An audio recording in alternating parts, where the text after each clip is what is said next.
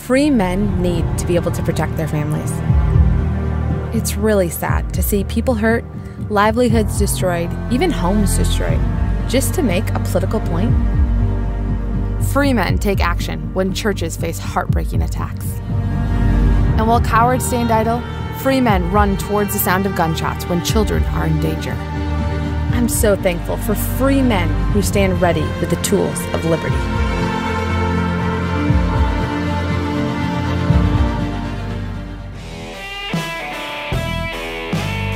Hey y'all, welcome back to CrossPolitic on the FLF Feast Network. It's Idaho Day. Idaho Day. But Idaho Day is a good day for you too, because you can kind of learn how to talk to your legislators in your state, how you should be thinking about your legislative session in your state. Fire them all. Our legislative session just happened. We just want to shut down the government. That's all. Oh yeah, that's true. That's all. True. And so our legislative session actually started Monday of this week. Right.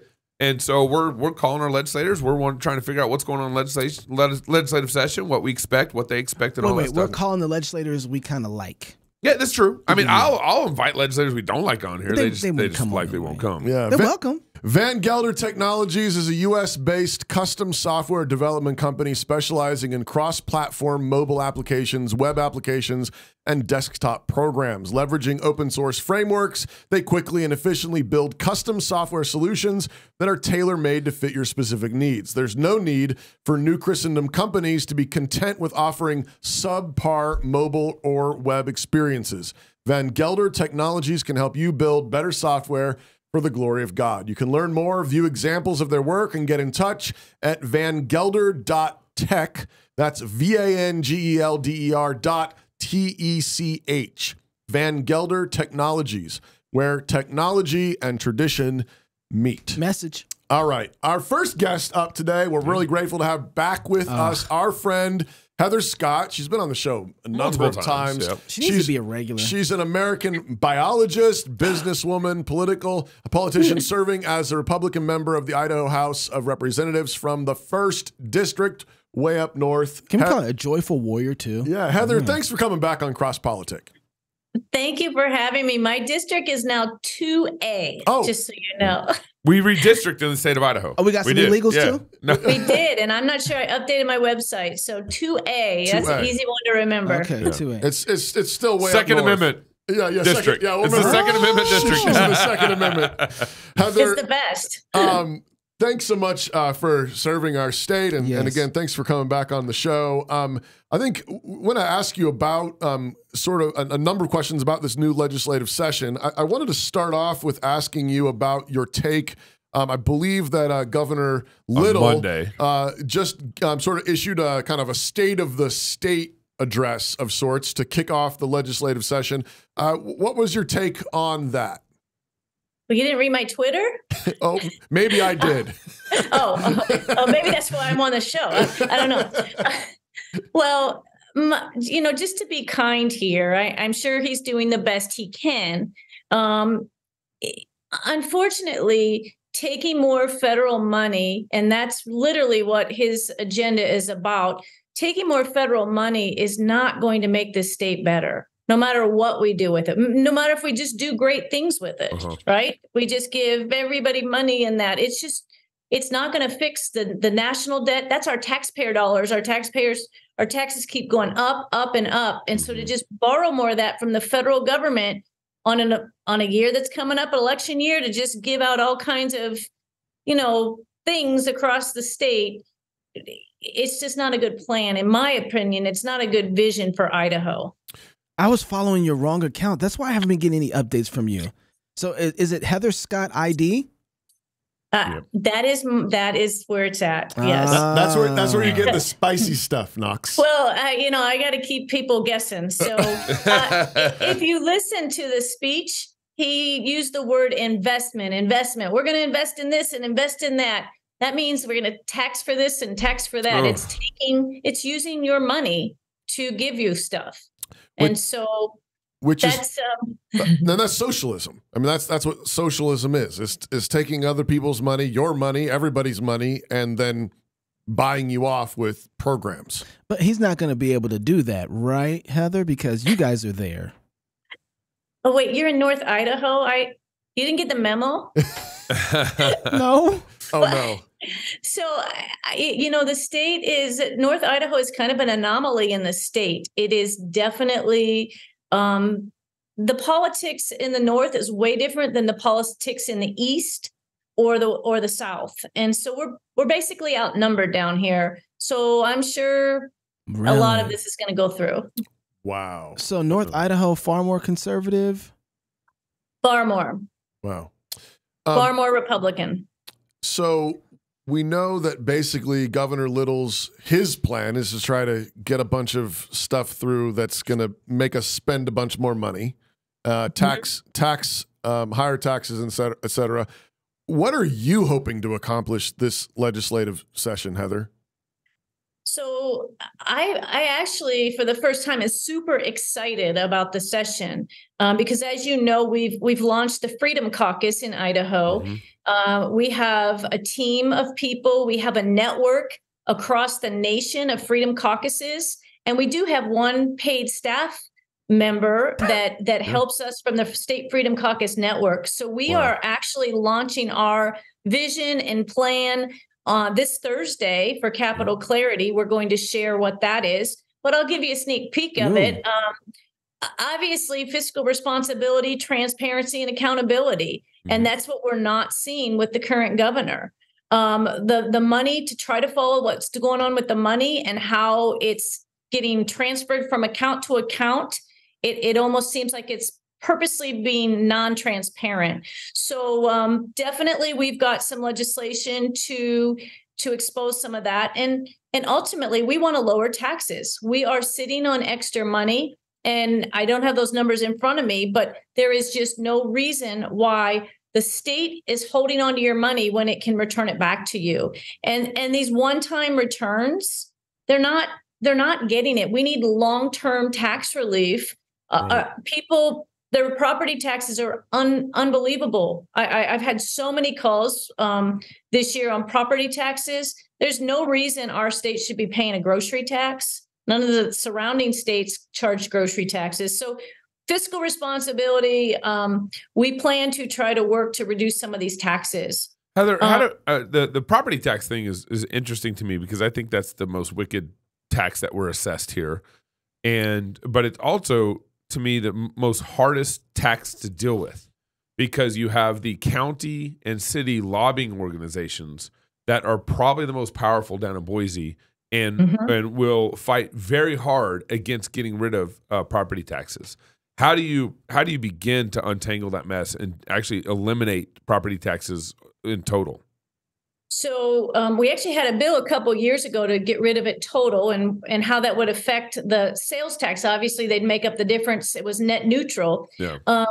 But we have got to stop exactly what you're saying. There's association of counties, association of cities, association of county clerks, sheriffs. There's all kinds of associations, and they come lobby against the citizens a lot of times.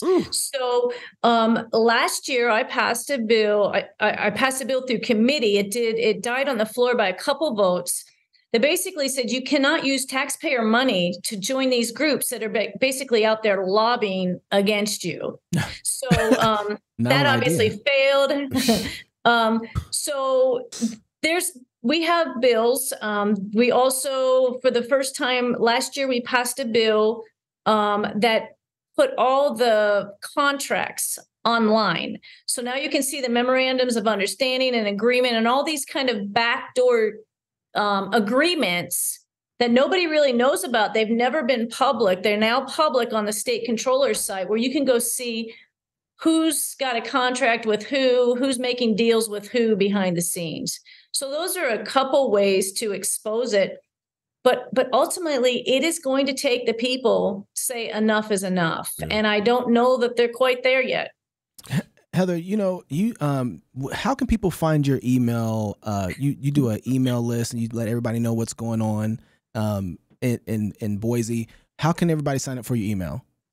So, you know what? I'm going to tell you, I didn't set that up ahead of time, but you can text me. Don't text me to my work number, or maybe they can contact your station. You can collect. You just tell them find you on Twitter. Don't give your phone number out. Yeah, we're not doing that. My phone number is everywhere, but they can text me and say, I want to be on your list. Okay. I've basically have been very strategic about my list. Yeah. So people that were on it, they had a chance to confirm. If they did not see that email, they got booted off. So I started fresh with I see. people that are engaged, and that means you maybe didn't read an email you got in the past. Yeah. but Gabe's like, what happened? I'll make sure you get on it because I just sent one out, which is pretty good. So with my predictions. Yeah. Okay. Because I want to talk about that, but I looked up the tax surplus that we have, and it says $99 million in 2023. So, $1 billion in surplus, right? In tax collection. That's surplus. So that's over what they expected. Wow. But there's definitely a lot of money hiding around if you get the budget and start going through the budget, and that's it's just unfair that you don't really get to see the true stuff. But there is a lot of money that's been moving around. Let's just say that. Well, and here's the deal. Like if also, I think we were talking about the budget a little bit, the federal budget. And one of the things that if you want to grow your nation or you want people to be able to produce, they need that money. Like they're the ones right? They don't want it. They don't want it to grow. They want to destroy this nation. Well, that doesn't make me feel good about our governor. Give us back our money so we can make things that are good for other people, and we can have more money to give and be profitable. He's going to make it good for you. You just fall in line and get your, vax and wear your mask, and he'll get you something. Heather, you got to just get on the bandwagon. So Heather, let's turn this into a more positive conversation. Hold on. You just had you're day 2 now of back to business. How was day 1, and what should we expect to happen? All right, let me tell you some good news. Okay. We had our very first bill today in committee, and the bill changed the word fetus to unborn child. Oh, okay. I don't have it in front of me. It's like unborn baby, so that is good news. It's driving the left crazy. That's good news. What's this bill? It's just got a number. I think it's like 318 or 319. It should just have popped up on the state site about an hour ago. Okay. Or maybe it's not even up there yet, but it'll be out in the next hour or so. Okay. And it's a good one. Is this changing that language like in all of our legal documents, or what is that? All through code. It will now be an unborn baby or unborn child. Yeah. It's not a fetus anymore. Wow. If it passes, it's got to go through the system, but it will pass out of committee. It's a pretty conservative committee. So we'll see. So that's some good news. So we're just translating. Is that what happened? We're just we're going to translate from Latin to English. Well, it's just being more truthful. It's more than a fetus. It's an unborn child. Yeah. Preborn children bill. Preborn child. 381. Yeah. Yeah. That's really great. So that's good. Heather, is there any other good news? Yeah. We've got some bills to address pornography in libraries again, pornography on phones for children. We have an anti-SLAPP bill that's coming out that will stop frivolous lawsuits in the state. We've got some gun legislation dealing with leased properties in the Supreme Court's recent decision. We have some fun stuff. Wait, talk about that one. Well, if you followed Senator Herndon's lawsuit up in North Idaho. Sandpoint. Yeah. You told us Sandpoint. about this before. You did. Yeah. So there's they decided that if they lease out property to a private venue, they can say no guns. If the county does lease out property, right? It's like it's like a public property. County or city, county or city. Yeah. And so he challenged that. It went to the Supreme Court. The ruling did not go in his favor, but we think we have a fix for that. So he's got legislation to address that, so that you don't lose your God-given rights just because a lease changes. It's still public property. Yeah. So that's going to come through. There's lots of good bills. You're going to see all kinds of stuff this year, and you're going to see a quick session, is my guess, because people are going to want to get out of here. Heather, it's an election year.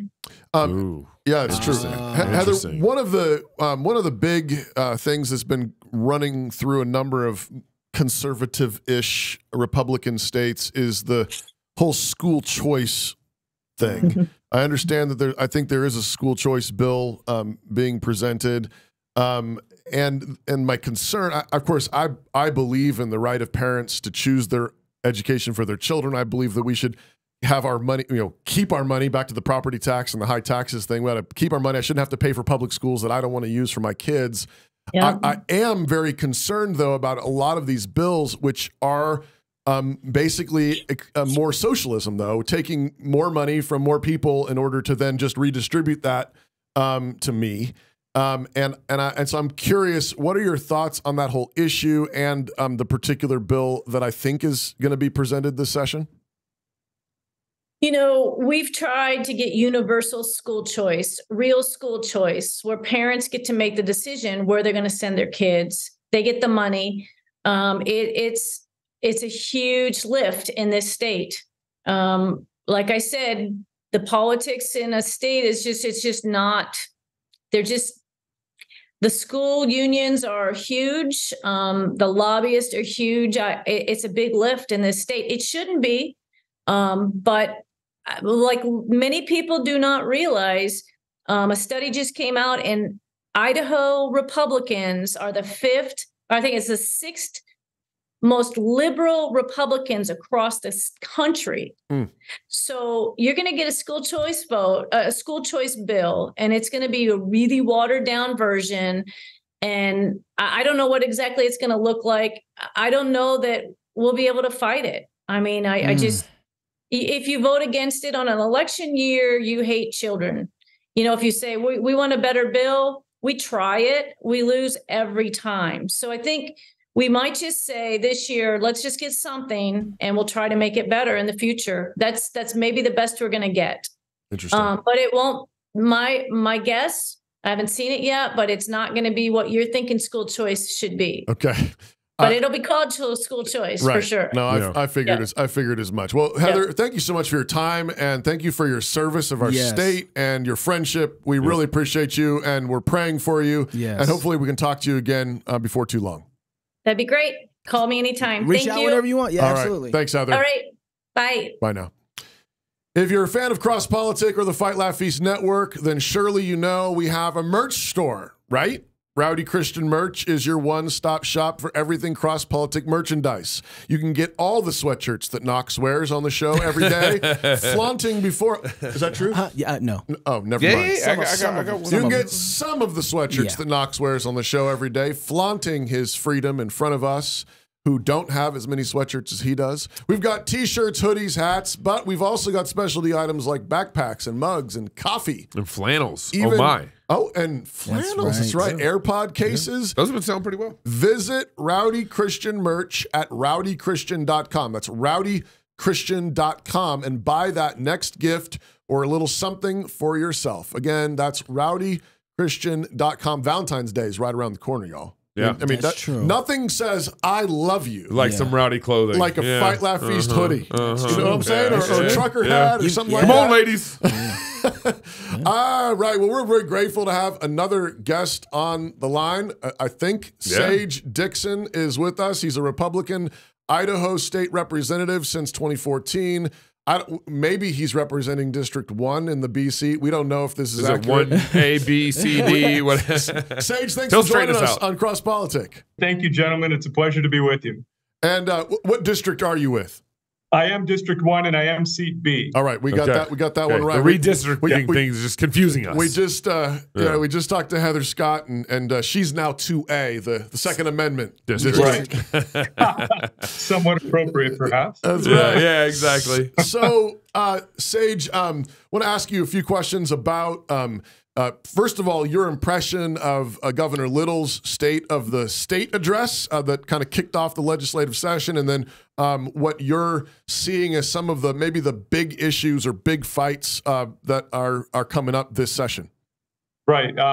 It was a very interesting State of the State speech, considering that halfway through he sat down and there was a video played. And I just thought from a professionalism standpoint, that was very awkward. It was difficult sitting in our chambers with the Senate and all the other elected officials in the Supreme Court, and we were just watching a video on the screen, and instead of having the governor speak to us, as has happened in the past. So I'm not quite sure what drove that decision, but it was strange in my opinion. Yeah. It also seemed to be just this staccato repetition of how much money he's going to spend and the things that he has accomplished. He's kind of hanging his hat on still, and that became kind of a wave of spending that was hitting us. And many of us were kind of starting to fidget in our seats a little bit, at least the folks around me. We as House leadership had a press conference after the governor's speech and gave our version of what that budget looks like. We had our staff go through and where the governor was saying it was a 2.2 increase, we in our press conference relayed to the public that it was actually a 7.7% increase. Ooh. Wow. And that there were some fund shifting games going on to make it look a lot lower. Wow. Okay. Do you think that this is it likely that there's going to be a fight over his budget priorities, or is it basically just going to get shoved through? So there'll be a fight over some of it. The speaker is against some of it, which always helps, within the legislature to have leadership pushing back. I'm sure there's some of our members that'll be pushing for it. There was some good in there as well. We finished funding the bridge repair tranche. It was a third tranche of dollars going into repairing all our aging bridges, which is, I've been hearing about that for 10 years. And so it's good to address those infrastructure things. There were good parts of it, even the school funding on facilities. In our district, there's a lot of aging buildings that they just can't raise the money for. So it's appropriate to put dollars into those infrastructure type things. But there were a lot of new dollars asked for, and that's where some of the battle will begin. Yeah, like a $2 billion. Yeah, that was quite a large number to hear. I'm not even sure where all that's for going. education infrastructure. Oh, okay. Yeah, and so some of these things, again, they're little games that are played with the funds that the dollars are going into, and in my opinion, there is some wisdom, as I said, in doing that. There's a large demand for new schools in the southern end of the state because of our growth. And then in our more rural areas, there's aging buildings that still need to be taken care of for our responsibility. I do think that does tie into our responsibility for education. But the disappointing part is most of the vision of the I won't say all the legislature, but the folks I work with is for school choice, opening up the ability for parents to use their tax dollars to educate their children how they see fit. The governor's vision for school choice is just opening more charter schools, which is better than our traditional public schools, but still it's not exactly what we're looking to do. Hey, Sage, it seems to me like, okay, you have this state mandate for public education. It's in our Constitution. But the part of the problem is that I'd say public education is a real social problem right now. Indeed. And yes. particularly for conservatives. Because what happened down in Boise is you had decades of farmers and cow ranchers and everything sending their kids to public schools, and then they turn out to be liberal. So in general, the public education system is discipling kids to vote against you in the Republican Party when they get older. And that's why Boise basically went purple. You look at the data, a lot of conservatives, I've been arguing with a guy recently, and he said Boise went liberal because the Californians moved in. But you look at the data, and the Boise went liberal because people that are moving in the state, actually moving into the state of Idaho, 4 out of 5 of those people are voting conservative. More conservative, more conservative than the Boise residents. So basically what we did was we home grew liberals in Boise and through the public school system to vote against you. Kept us conservative. And California is holding the line for us.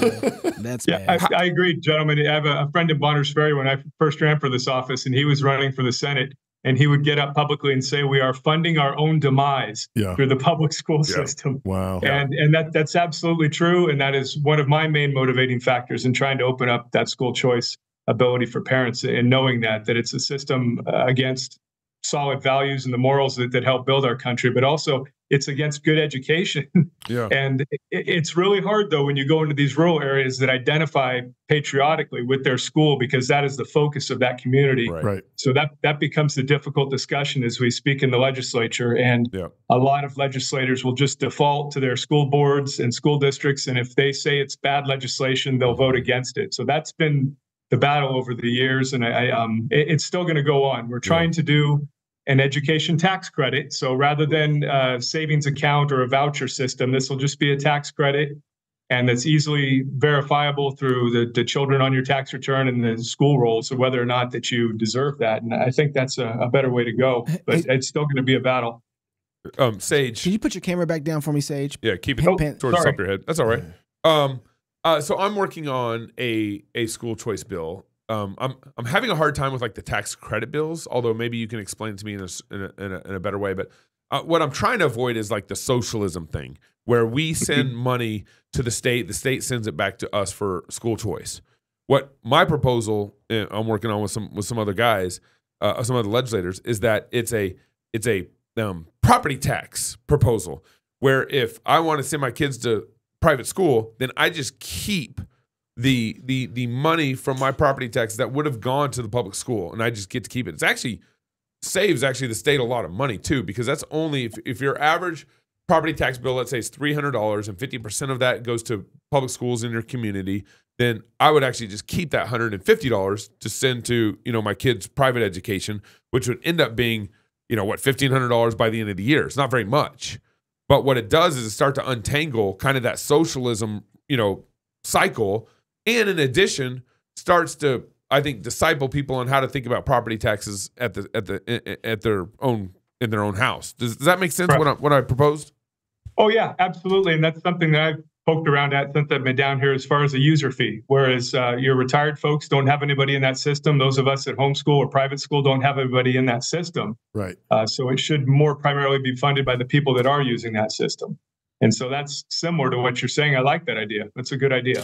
You're welcome. Now, how far we can get with that idea is a different discussion. Yeah, I'm always surprised. I don't know. Maybe there's something about Idaho that you can help me understand better, Sage. But I'm always surprised. I mean, being such a, there's a deep streak of like kind of a libertarian streak in Idaho. Like don't touch our guns. I just think of that as being something that's like red-blooded.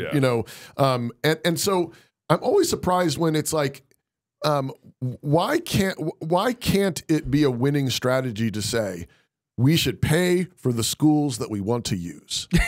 I should not be forced to pay for schools that I don't want to use for my kids. I think you are free to pay for those schools that you want to use. I'm not asking you to pay for my guns. Why? And I appreciate what you're talking about there too, when you mentioned like small schools and small towns. Yeah. And I know like in those small towns, like the school kind of probably is the hub of the community. It's the rallying point. Yeah. But why not just on almost like purely libertarian principles? Can we not just say people should pay for the schools they want to use? So in the small town, you pay for your small town school. If it's working, fine. It's working for you. But if I don't want to send my kids to Moscow High, then I don't have to send money to Moscow High. I send money to my local Logos, Christian school. Why doesn't that work, Sage?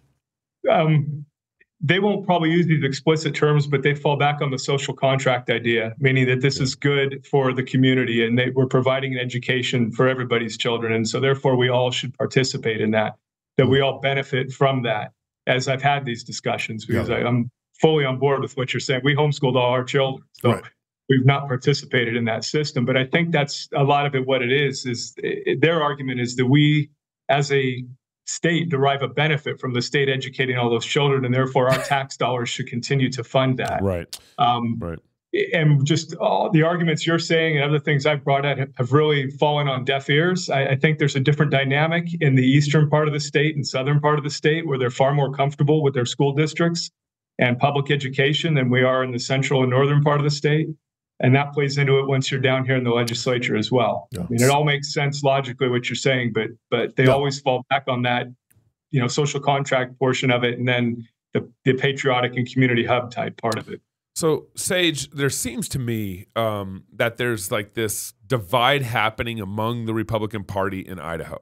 And maybe some of this is comparable a little bit what's going on nationwide in the Republican Party, but you have, for lack of better terms, you have like your old guard and your new guard Republicans. And the old guard doesn't like the new guard, and the new guard doesn't like the old guard. And the old guard, some people would maybe, use some of the terminology like the old guard's the rhinos. The new guard's got, a lot of angst in them, for lack of better words.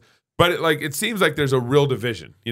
Brad Little versus, Raul Labrador versus wasn't the chair of the Republican Party, Dorothy Moon versus still the previous chair, Tom Luna. You really have this division that seems to me happening. What's your take on that?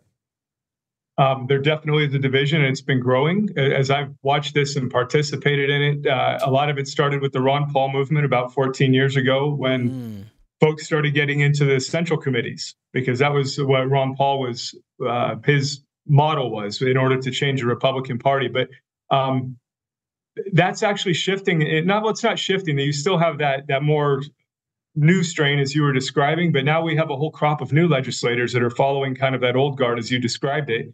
And there's these two factions that are becoming ensconced now that seem to be more interested in fighting each other than discussing the merits of legislation on its own issues, or its own merits there. So that's a little bit of the pessimism I came into this session with, and being in leadership and trying to govern the body a little bit. That's growing, gentlemen. It's not going to be going away. And some of the behavior from the new folks that you described has driven a strong push from the other side. And there's dollars coming in from outside of the state, and they have their own little caucus now. And I think that's what a lot of that battle, I hope I'm wrong, but I think that's what a lot of the battle is going to be in the legislature this year because of the election as well. Everybody trying to do kind of a gotcha thing or get somebody on record for something, and not really looking at what's best for their constituency or the state.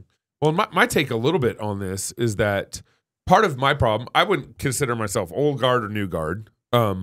I think my sympathies are more with the new guard than with the old guard.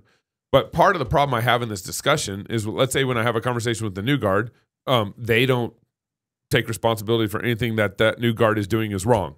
Yeah. And then I have the same discussion with the old guard. I'm like, Brad Little shut down churches in Idaho, and they're like, meh. Right. It's like no one wants to really analyze themselves and have a hard conversation with Brad's been pretty awful. And the old guard, I'm in this conversation with this one guy right now. It's been going on for the last 3 weeks, and I bring up all these things, and it's like, nah, no big no. And then he turns to the new guard. Well, Dorothy Moon's awful. Yeah. And I'm like, wow, we're never going to get anywhere with this conversation. Yeah, people, first of all, what you said, they don't self-examine, which is a fine principle as a believer that we should be doing constantly, is examining why we're doing things in relation to Christ. But secondly, it's groupthink and the factionalism. That, as I've looked at this from a political philosophy standpoint, and just what our founders were saying and why our government is structured the way it is to try and defray some of that factionalism, but they're serving a group when they're just saying, Little's on my team, therefore nothing he does is wrong, or Dorothy's on my team, nothing she does is wrong. Instead of thinking about it logically, we've lost a lot of critical thinking, primarily because of the public school issue. That's true. That's true. So much for those schools. Sage, yes. Oh, go ahead. I was just going to ask another question. Go ahead. Sage, what just in terms of what are you seeing? This is the first week, finishing a first week of legislative session. What are you seeing coming up for you for us in Idaho? What are you excited about? Yeah, there's two prongs. One is what are you excited about? What are you hoping to accomplish? And then are there any other particular big fights that you're anticipating that we should all be aware of? Okay, I think the big fights are somewhat of what we talked about before. It's going to be the battle about school choice still, and the governor's version of school choice. We in the House populated our House Education Committee with folks that turned out to be very pro-public school. And so we got very little done last year with the school choice issue there through that policy committee. And that's another reason that drove the effort towards a tax credit, because anything that's education policy related will have to go through that committee. And it's still the same people on that committee. So going through the Revenue and Taxation Committee has a little bit better option. But Whether the governor signs something, if we get something through there and through the Senate, is a different issue because of their focus on charter schools, which again is better than nothing, but it's not exactly what we're trying to achieve. Right. The speaker wants to do another reduction in income tax, very minimal, but just to make us in the top 5 of the nation as far as our flat tax goes. But that's still going to be a battle because of all the little programs that the governor had that he wanted to do. Probably that funding on the facilities funding for schools will be a battle as well. And there's always something little that pops up that I may not know about right now as we get into it. I think there'll be more election law. We've had some difficulty further north than you guys. I don't know if you've had it down there, but with people being kind of confronted as they're going to the polls by different groups. Oh. And they're just outside of that 100-foot radius that we have in statute now, but still they're impeding somebody from going to the polls. And my goal is to drive people to the polls to get rid of the online voting, which is where I think we're going essentially. What? But if they're being confronted at the polls and they're not going to show up to the polls, and that kind of defeats some of the other efforts that are being made. I'm confused. I'm sorry, you were going to say something? Yeah, no. Are you telling me that there are people 100 foot outside the radius that are physically stopping? How are they prohibiting folks from getting to the polls? So it happened at churches. And when a church has a large parking lot, then that 100-foot radius only goes so far, but they'll be at the edge of the driveway, and they'll be stopping people and throwing their rat cards in there or saying, vote for me. Candidates were out there doing it last time. And it happened over Bonner County, and it happened in Kootenai County as well, and in Boundary. So I think it may just be those 3 counties. And then down here in the South, I've had people telling me that the other side of the political spectrum, the Reclaim Idaho folks, were out there trying to gather signatures at the polls and confronting people like that as well. So I want to tighten that up a little bit because I'm thankful people are doing their civic duty, but I don't want them to be turned off and to not do that and look to do it by staying at home, because I think that's dangerous. Wow. Sage, really appreciate you serving our state. Thank you for your time with us. Yes. And I hope we can talk again, maybe at some point during the legislative session. Love that. Check in with you and see how it's going. And maybe you can give us some better news. Lord willing, I would love to. Thank you, and I'll be happy to talk with you again, gentlemen. Thanks for the work you're doing. I appreciate it as well. Right. Thank you for coming on CrossPolitic. Yeah. All right, if you're single, get married. If you're married, have you some kids. And if you have kids, go baptize them. Until next week, love God with all your heart, soul, mind, and strength. Love your neighbor as yourself. Go fight, laugh, and feast. This is CrossPolitic. You sit in church week after week, embracing the truth of God's word. You believe the gospel and claim Jesus Christ as your Lord. Yet you continue to struggle with pornography. You feel like a hypocrite, returning to the sin you hate that mocks the God you love. You desperately wonder, is lasting freedom even possible? Yes, you can overcome pornography, but not alone. 2 Timothy 2:22 says, "Now flee from youthful lusts and pursue righteousness, faith, love, and peace with those who call on the Lord from a pure heart. Only by repeatedly running from sin to Christ with other believers can you hope to enjoy lasting freedom. You can live with purity and integrity. Take courage, seek accountability, and do whatever is necessary. Get equipped at accountable2you.com.